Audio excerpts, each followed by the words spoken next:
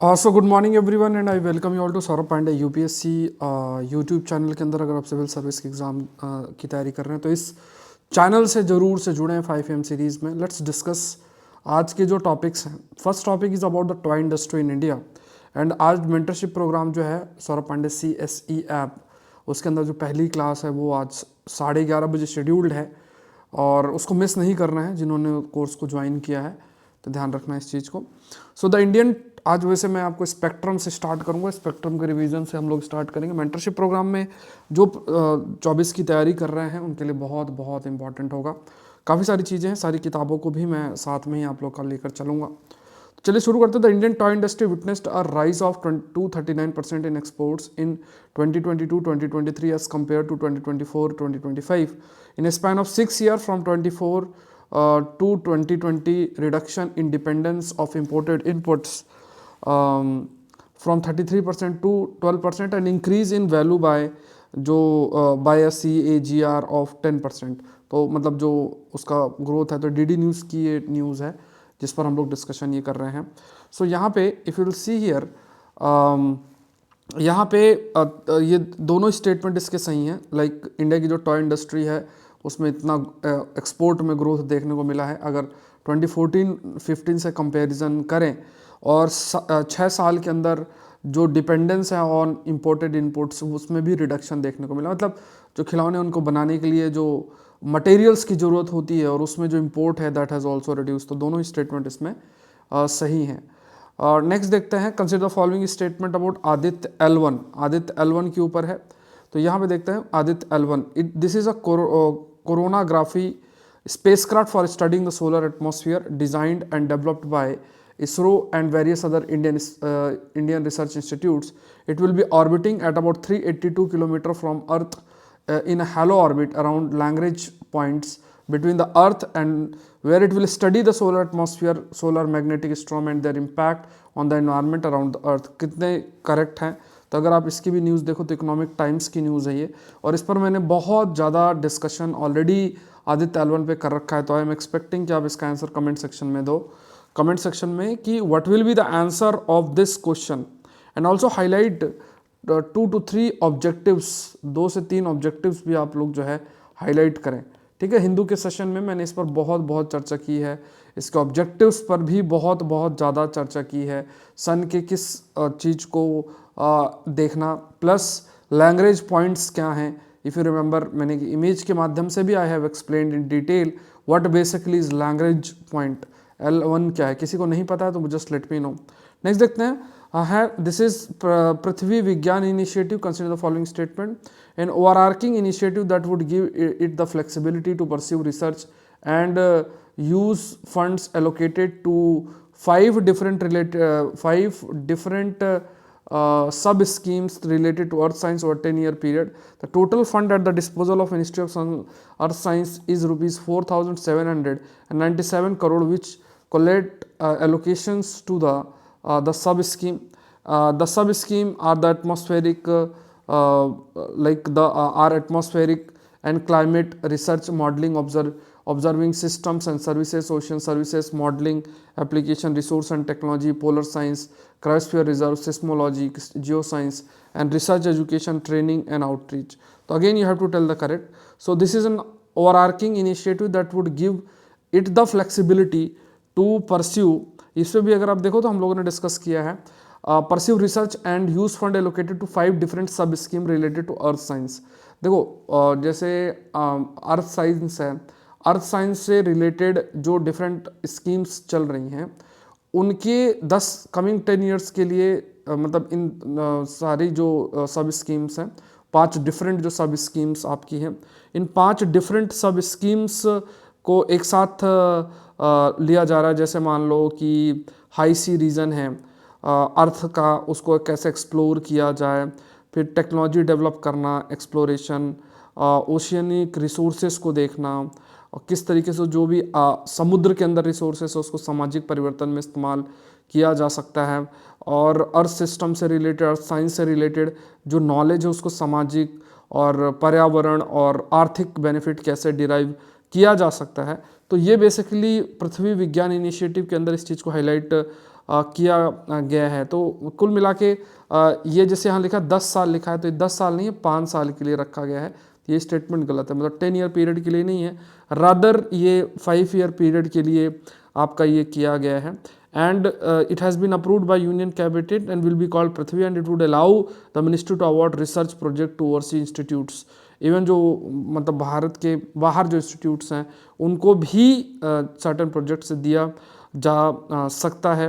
And ministry of earth science जो institutes हैं उसके द्वारा ये सब कोऑर्डिनेट भी किया जाएगा। अब इसमें देखो कई एरियाज़ पे फोकस किया गया है, जैसे मान लो डिफरेंट जो स्कीम्स रिलेटेड है हमारे एटमॉस्फेयर की। उसके अलावा अगर देखा जाए तो ओशियन, एटमॉस्फेयर है, ओशियन है, जियोस्फीयर है, जियोस्फीयर पे फोकस, इनसे रिलेटेड क्रायोस्फीयर, जो कि क्रायोस्फीयर वो एरिया होता है जो पूरे तरीके से जमा होता है, इन द सेंस जहाँ बर्फ़ जमी होती है, तो वो क्रायोस्फीयर रीजन के रूप में हम कंसीडर करते हैं। और सॉलिड अर्थ के ऊपर जो स्टडी, तो इनसे रिलेटेड जो भी डिफरेंट सब स्कीम्स हैं उनको एक साथ लेकर और उसमें एक साथ फंड एलोकेट, मतलब एक फ़ंड क्रिएट किया गया है। एंड उस फंड के बेसिस पे इन एरियाज़ में जो भी डिफरेंट स्कीम्स चल रही हैं उनमें एलोकेशन किया जाएगा। इससे ये भी आपको ध्यान में रखना है कि इट विल हेल्प अस कि हम बेटर वेदर फॉरकास्टिंग कर सकें। At the same point of time ocean है या किसी प्रकार का जो क्लाइमेट हजार्ड है उसको समझ सकें, या फिर जो क्लाइमेट चेंज है, जो डेवलपमेंट हो रहा है क्लाइमेट चेंज में, जैसे अभी अब देखोगे ना गुलमर्ग में, अभी कल ही परसों में न्यूज़ भी आई थी, गुलमर्ग में जनरली काफ़ी अधिक बर्फ़ होती है इस टाइम पे, लेकिन अभी देखो तो पूरा एकदम प्लेन एरिया, वहाँ बर्फ़ ही नहीं हो रही है, बर्फ़ ही नहीं हो रही थी। ये सब चैलेंजेस हैं, यही सब क्लाइमेट चेंज है। अब ये ऐसा नहीं एक फैक्टर दो फैक्टर पे निर्भर करता है, और अगर ऐसे परिवर्तन हुआ ना तो ये बहुत, मतलब देखो अगर ग्लेशियर्स ही नहीं बनेंगे तो ग्लेशियर्स ही रिवर्स का सोर्स होंगे, तो रिवर्स नहीं बनेंगे। अब आप इमेजिन कर लो कि अगर रिवर्स नहीं बनेंगे तो फिर उनमें पानी नहीं होगा, अगर पानी नहीं है तो फिर पूरी की पूरी जो इकोलॉजी है around the river that will be affected, और हम भी इससे बहुत अफेक्ट होंगे। Agriculture will be affected, even our cultural context will be affected. हमें भी सर्वाइव करना इतना आसान नहीं है। बड़े बड़े शहरों में पानी डैम्स और रिवर्स के माध्यम से ही आता है और कहीं से नहीं आता है। तो अब ये बहुत चिंता का विषय फ्यूचर के अंदर बन सकता है। तो how many of the word statements correct है? 2 गलत है, पहला 2 सही है, ऊपर वाला गलत है। तो अगर आप देखोगे तो cabinet nod for Prithvi initiative for ease of research in earth science, ठीक है। तो देखो डिफरेंट सोर्सेस आपके, अब इससे ज़्यादा क्या सोर्स आप करोगे, आप खुद इमेजिन करो। Is it possible for you to cover more sources than this? क्या आप इससे ज़्यादा कवर कर सकते हो? नहीं कर सकते हैं। एक सोर्स फॉलो करें, ठीक है, चाहे इंडियन एक्सप्रेस है, ये सब कुछ इसमें कवर हो जाता है। द हिंदू के अंदर हम पूरा एक्सप्लेनेटरी करते हैं, तो उसमें सारे जितने आपके मेंस के क्वेश्चंस हैं वो सारा कवर हो जाता है। तो ये सब अप्रोच अगर आप फॉलो करेंगे तो आपका टाइम बहुत अधिक बच जाएगा। और मैं आप बार बार रिपीट कर रहा हूँ कि जो 2024 की जो तैयारी कर रहे हैं, तो उसका जो फर्स्ट क्लास है मेंटरशिप की क्लास है वो आपकी 11:30 बजे होगी। सौरभ पांडे CSE ऐप के अंदर है। कोर्स से रिलेटेड डिटेल बाकी मैं आपको दे दूंगा, आप देख लेना। आज मैं आप लोग के लिए स्पेक्ट्रम की जो किताब है उसको टारगेट भी दूंगा और उसको मैं आपको पूरा बताऊंगा कैसे कैसे पढ़ना है, क्या क्या नहीं, क्या क्या चीज़ें करनी है। तो सबसे पहले हम उसको शुरुआत करेंगे और वीक का टारगेट रहेगा। फिर जैसे मंडे को ये सारी चीज़, जैसे आज मैं आपको बता दूंगा, फिर सैटरडे को एक दूसरी क्लास 20 में होगी, और बीच बीच में भी का जो डिस्कशन है वो हमारा चलता रहेगा। मैं आपसे जो है जुड़ता रहूँगा कि अच्छा क्या कितना किया, कैसे किया, वो सारी चीज़ें रहेंगी। तो ये बहुत इंपॉर्टेंट रहेगा। ये जो क्लास है आज 11:30 बजे होगी क्लास, मतलब यहाँ पे नहीं, ऐप के अंदर क्लास होगी। तो जो 24 की तैयारी कर रहे हैं सिर्फ उन्हीं को इसका हिस्सा बनना है, ठीक है। A noted archaeologist from Udupi Karnataka has now help decipher a 10th century Kadampa inscription lying on the premises of Mahadev temple at Kakora in Kupem Taluka. The inscription throw light on the chapter of the Kadamba period in Goa. Consider the following statement. अब इसमें देखो तो the inscription written in Kannada and Sanskrit and said to be the 10th century AD Kadamba period has been discovered in the Mahadev temple at Kakoda in southern Goa. Kadambas of Goa were subordinate of Rashtrakutas of Kalyana. Kakora lies in the vicinity of a navigable waterway which connect to the upper Ghat region through the ancient route of Diggi Ghat leading to Karnataka. Correct जो है वो आपको बताना है। तो यहाँ पे अगर देखा जाए तो यहाँ पे लिखा है कि ये क्वेश्चन आप देख लो कि इंस्क्रिप्शंस होती हैं, जैसे पत्थर है उसमें कुछ ऐसा लिखा होता है, उसको इंस्क्रिप्शन बोलते हैं। तो कदम्बा इंस्क्रिप्शन है, उस चीज़ को एक आर्कियोलॉजिस्ट हैं उडुपी कर्नाटका पे, उन्होंने उसको डेसिफर किया, मतलब इंटरप्रेट करने का प्रयास किया है। और ये जो इंस्क्रिप्शन है, inscription written in Kannada and Sanskrit, और ये कहा गया कि ये 10वीं शताब्दी की है, एडी कदम्बा पीरियड की है, जो कि अभी सदर्न गोवा में जो टेम्पल है वहाँ डिस्कवर की गई है। Kadambas of Goa were subordinate of Rashtrakutas, Rashtrakutas के सबॉर्डिनेट से। तो Kadamba of Goa were subordinate of Chalukyas, Rashtrakutas नहीं है, चालुक्य के ये सबॉर्डिनेट थे, राष्ट्रकूटास तो के नहीं थे, चालुक्यास के थे। एंड चालुक्य एम्पायर तैलपा चाणक्य जो थे, ये एम्पायर थे चालुक्य के empire, Chalukya to appointed Kadamba Shasthadeva as Mahamandaleshwar of Goa, क्योंकि इन्होंने ये जो कदम्बा है इन्होंने हेल्प किया था टू ओवरथ्रो राष्ट्रकूटास। ठीक है, तो ये तलापा करके चालुक्य के जो राजा थे, तो इन्होंने कदम्बा जो थे उन्हें कदम्बा जो एक पर्सन थे जिनका नाम था सस्तदेवा, उन्हें महामनदलेश्वर गोवा का अपॉइंट किया गया था। क्यों? क्योंकि इन्होंने राष्ट्रकूटा को हराने में या ओवरथ्रो करने में मदद की थी। तो यहाँ पे ये वाला स्टेटमेंट तो गलत हो गया, बाकी दोनों स्टेटमेंट आपके सही है। कितने स्टेटमेंट सही हैं? ओनली 2 स्टेटमेंट्स जो हैं सही हैं। अब जो इंस्क्रिप्शन है ये स्टार्टिंग इसकी कैसे होती है, like it highlights be it will, ऐसे स्टार्टिंग होती है। एंड ताला नेवाया was administering the mandala his son, मतलब ये उसकी स्टोरी उसमें लिखी, तो ये तो कोई नहीं पूछेगा। और इसमें कहा गया कि ये जो कदम्बा सस्तदेवा इन्होंने कंक्योर किया था चंदवारा फ्रॉम सिलहारास इन 1960 AD, और बाद में फिर कोर्ट ऑफ एक पोर्ट था, पोर्ट ऑफ गोपाका पटाना। ठीक है, ये पोर्ट का नाम है, दैट इज़ गोपाका पटाना करके ये पोर्ट है। तो इस पोर्ट को भी इन्होंने लाइक कंक्योर बाद में किया था, एक बैटल भी हुई थी, एंड उसमें फिर जीत के और इन्होंने इसको किया था। तो यहाँ पे ये देखोगे तो ये दो स्टेटमेंट, फर्स्ट और थर्ड स्टेटमेंट जो है वो आपका सही है। ठीक है, अब मैं रिवीजन PDF भी आपको देना स्टार्ट करूँगा। जैसे अभी फ़िलहाल के लिए जो भी 24 की तैयारी कर रहे हैं और हिस्सा हैं एडवांस करंट अफेयर्स की टेस्ट सीरीज़ का, तो उसमें PDF अभी आपको मिलेगी, और टेस्ट आप लोग देते रहना। 13th टेस्ट जो है इस संडे को शेड्यूल्ड है, है ना। 12 टेस्ट हमारे हो चुके हैं, रिजल्ट पब्लिश मैं कर दूंगा, वैसे रिजल्ट आपको अपना पता होगा, उसमें अपने आप ही आ जाता है। ठीक है, तो वो है। तो ये सब चीज़ें मैंने आपको बार बार इस चीज़ को हाईलाइट किया है कि अगर आप 5am सीरीज़ देखो और हिंदू से देखो, इसके अलावा आपको कुछ भी नहीं करना है। और अगर आप कभी कंपैरिजन करना चाहते हो ना, तो 2 दिन का क्लास आप ये कर लो, और जिसको आप बहुत बेस्ट मानते हो 2 दिन वहाँ करके देख लो, कंटेंट कंपैरिजन कर लो, तो आप देखोगे कि आपका कंटेंट बेटर है, UPSC ओरिएंटेड है। तो सिर्फ ये बताने का मेरा पर्पज़ सिर्फ इतना है, ये इसलिए मन में व्यथा नहीं होनी चाहिए, मन में कन्फ्यूज़न नहीं होना चाहिए। अदरवाइज़ आप दिन भर करंट अफेयर करोगे तो दिन भर करंट अफेयर भी आपको कोई सक्सेस नहीं देने वाला है, ये ध्यान में रखना। जैसे अलग अलग चीज़ें पढ़ना होता है, वैसे हमें ये भी पढ़ना होता है। तो आपको और भी स्टैटिक पार्ट भी अच्छे से करना है, NCERTs पढ़नी है, किताबें पढ़नी है, किसी टीचर से पढ़ा है कई सब्जेक्ट्स तो उसके नोट्स पढ़ने हैं, रिवीजन करना है, ये सब चीज़ें आप ध्यान रखें, ये चीज़ आपको बहुत मदद करेगी इस टाइप का अगर आप थॉट प्रोसेस रखेंगे। With reference to the Rejupave pave technology, indigenous technology Rajupave developed by India's oldest and premier road research organization, BRO, Border Road Organization. It is beneficial in constructing high altitude bituminous road at low and sub-zero temperature conditions. उसके बाद the indigenous technology asphalt modifier is bio oil based product which significantly lower the heating requirement of bituminous mixes beside preserving the bituminous mix temperature during transit. तो यहाँ पे देखा जाए तो ये basically जो है, ये बेसिकली डेवलप की गई CSIR की जो सेंट्रल रोड रिसर्च इंस्टीट्यूट है, CSIR की central research road research institute के द्वारा डेवलप की गई है। ठीक है, तो ये हमने बनाया है। तो आप सोचो कि रेजुपावे करके एक टेक्नोलॉजी अभी न्यूज़ में थी, तो ये क्या है, रोड बनाने से रिलेटेड है, जिसको CSIR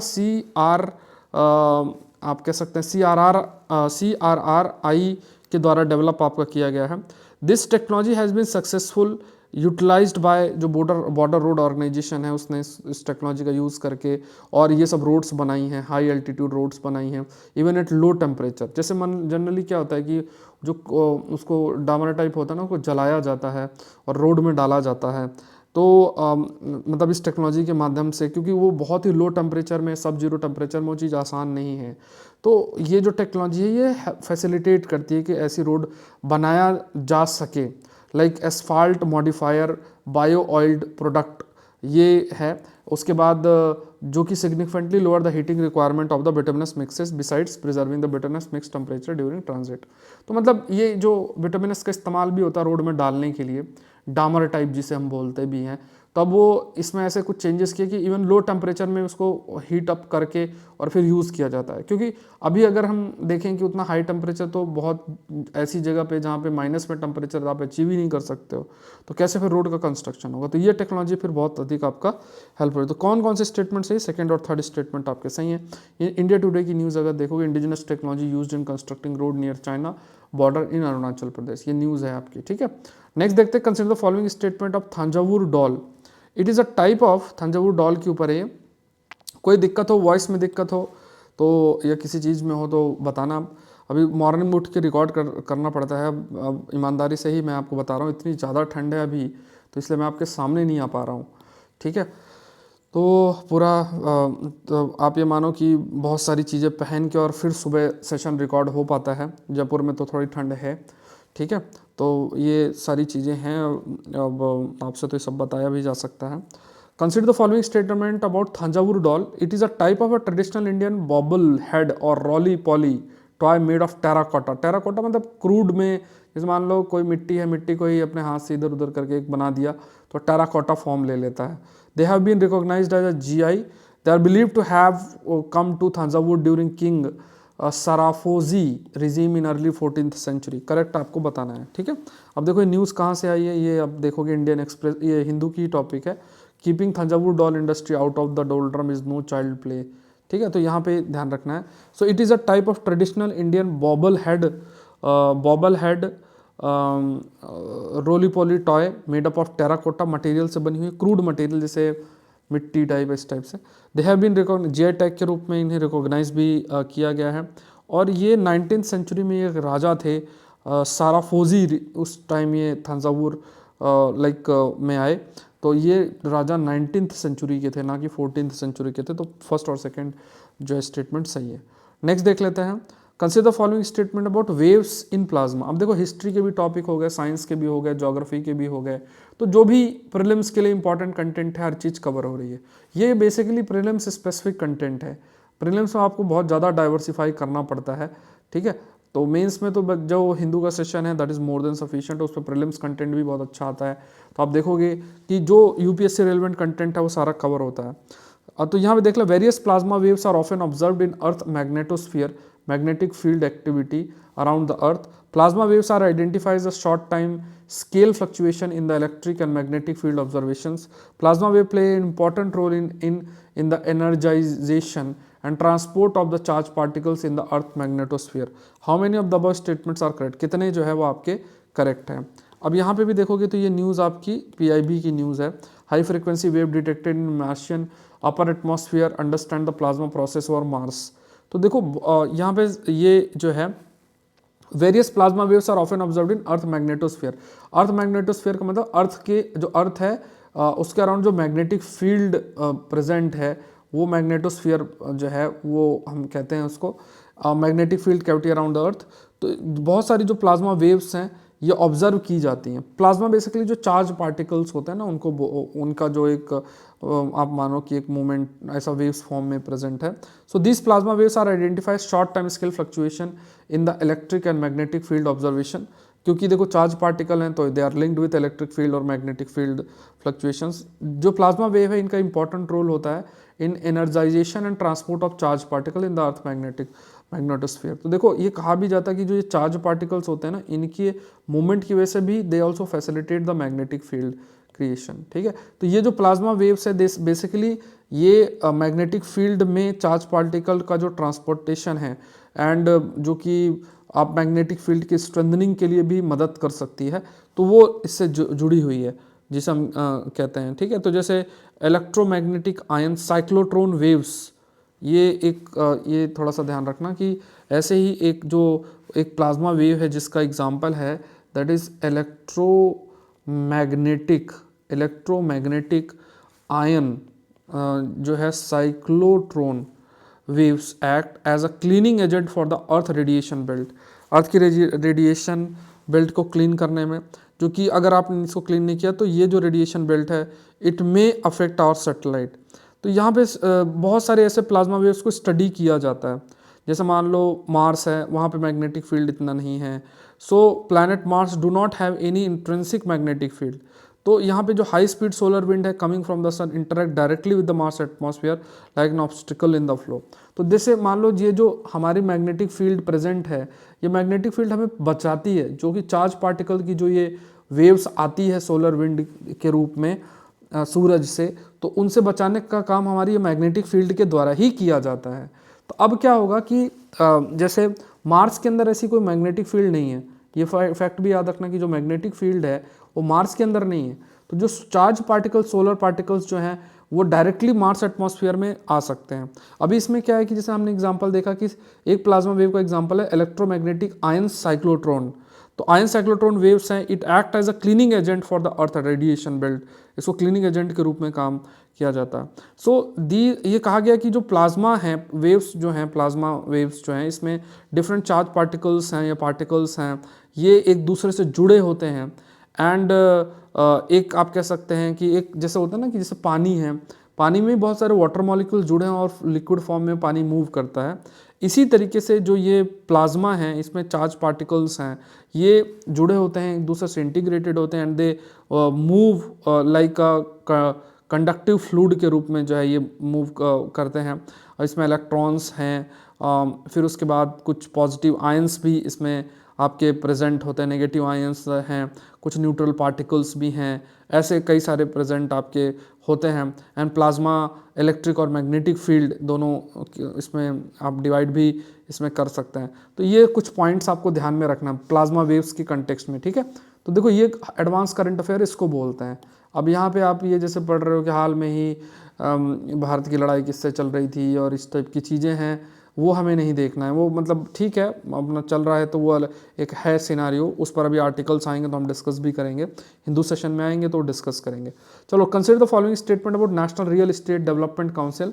this was established self regulatory body in 1998 under the aegis of Housing and Urban Affairs, Government of India. Its primary objective is to provide legitimate platform for government, real estate industry and general public to address their concern and find effective solutions to the challenges faced by real estate sector। मतलब है ना, तो real estate आप सभी को पता ही होगा क्या है। तो यहाँ पे आप देखोगे, यहाँ पे ये इस्टेब्लिश कब हुआ था, 1998 में, housing and urban affair government of India के अंदर। प्राइमरी ऑब्जेक्ट क्या है कि legitimate platform for government, real estate industry and general public to address their concern, और मतलब जो भी उनके कंसर्न है और जो भी ग्रीवेंसेस हैं रिलेटेड विद ये आप कह सकते हैं रियल एस्टेट सेक्टर, तो उसको ये फैसिलिटेट करता है national real estate development council की अगर हम बात करें। तो यहाँ पे क्या है कि कैसे रियल एस्टेट को ग्रो किया जा सके भारत में, उसको ग्रोथ है उसको प्रमोट करना, इंडस्ट्री के साथ पार्टनरशिप एंड गवर्नमेंट, और फिर एक सर्टेन एडवाइजरी और जो कंसल्टेशन है दैट टू बी प्रोवाइडेड, ये सारी चीज़ें इसमें हैं। तो यहाँ पे दोनों स्टेटमेंट आपके सही हैं, ठीक है, ये ध्यान में रखना। तो ये देख लो बिजनेस स्टैंडर्ड की न्यूज़ है। तो यहाँ पे real estate opportunity in Ayodhya, तो यहाँ पे मतलब बहुत ज़्यादा रियल एस्टेट अपॉर्चुनिटी अयोध्या के अंदर आपको देखने को मिलेंगी, ठीक है। तो इस वजह से है क्योंकि वहाँ एक मतलब जैसे राम मंदिर बन रहा है तो वो बड़ी बात है, तो बहुत ज़्यादा टूरिज़्म और ये भी होगा। आप देखो ना कि कितना ज़्यादा पैसा, रियल एस्टेट बिजनेस कितना ज़्यादा वहाँ फैल भी चुका है। ज़मीनें जो पहले कोई पूछता नहीं था, अब उसका प्राइस कितना ज़्यादा बढ़ चुका है, तो ये रहता है। तो इस चीज़ को देखना है। चलो, आप visit this Saurabh Pandey UPSC.com, और प्रीलिम्स मेंटरशिप प्रोग्राम की आज पहली 11:30 बजे क्लास है, और आज मैं स्पेक्ट्रम को आपको करवाऊंगा, ठीक है। आप खुद देखोगे, मैं सारी किताबें आपकी कवर करूँगा, ठीक है। जो भी चीज़ें हैं मैंने एक मेल आप लोग को भेजा हुआ है, और जिनको मेल मान लो कुछ लोग अभी लेटेस्ट ज्वाइन किया होगा, मेल नहीं गया होगा, तो मैं सारा सोर्सेस आपको फिर से मेल कर दूंगा और सारा एक्सप्लेन करूँगा कि हम कैसे प्रोसीड करेंगे। आपको टारगेट दिया जाएगा कि ये चीज़ें पढ़नी है, फिर इसको हम रिव्यू भी करेंगे, ठीक है, किस चैप्टर से क्या क्या पढ़ना है, ये सब कुछ मैं आपको आज जैसे स्पेक्ट्रम लेकर चलेंगे।